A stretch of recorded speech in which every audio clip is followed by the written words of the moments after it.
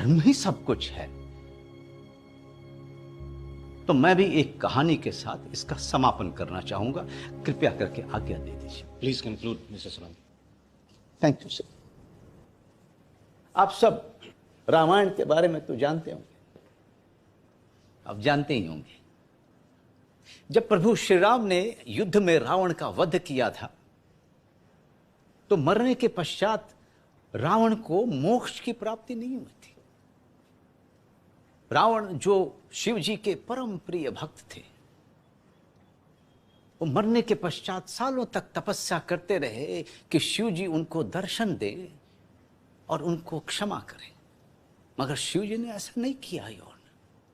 ये सब देखकर पार्वती जी से रहा नहीं गया और वो दौड़ती हुई शिव जी के पास गई और बोली, हे प्रभु, आप इतने कठोर कैसे हो सकते हो? रावण जैसे अपने परम प्रिय भक्त को दर्शन क्यों नहीं दे रहे, उसको क्षमा क्यों नहीं कर रहे? शिव जी मंद मंद मुस्काए और कहा, हे पार्वती, इस संसार में कुकर्म को 3 भागों में बांटा गया है। पहला पाप जो आदमी कभी जाने कभी अनजाने में करता है, उसका निवारण प्रायश्चित करके, माफी मांग के और किसी और तरीके से भरपाई करके हो सकता है। दूसरा कुकर्म अति पाप के रूप में जाना जाता है, जैसे हत्या, अपहरण और जघन्य अपराध, उनकी भी कुछ हद तक माफी संभव है। मगर तीसरा कुकर्म महापाप के रूप में जाना जाता है, जिसकी कोई माफी नहीं है। इस पर पार्वती जी ने शिव जी को टोका और अचंभे से पूछा, हे प्रभु, रावण ने तो सीता जी का अपहरण किया था, वो तो अति पाप के रूप में जाना चाहिए, आप उसे महापाप क्यों मान? तो शिव जी मंद मंद मुस्काए और कहा, हे पार्वती, जिस पाप का प्रभाव पूरे संसार की मानवता और प्रभुता पर सदियों तक रहता है, वो महापाप के अंतर्गत आता है। मैं रावण को माफ कर देता अगर उसने रावण बनकर सीता का अपहरण किया होता, लेकिन उसने साधु का वेश धारण किया था, जिसका प्रभाव पूरे संसार के साधुत्व और सनातन पर सदियों तक रहेगा, जिसकी कोई माफी नहीं है, योर ऑनर। और ये रावण है, Ravan.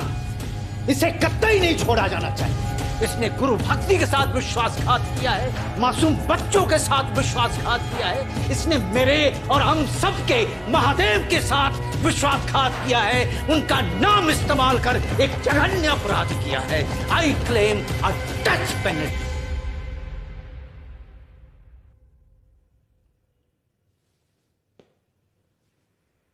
To be hanged till death.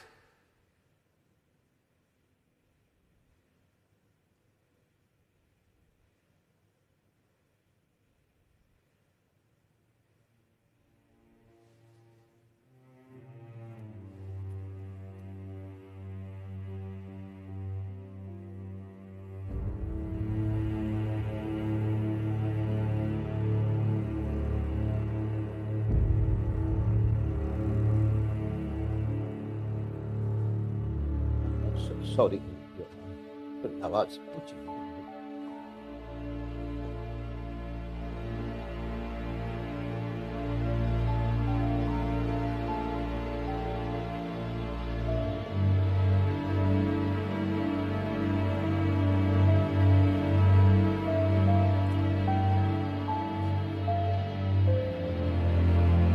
That is all.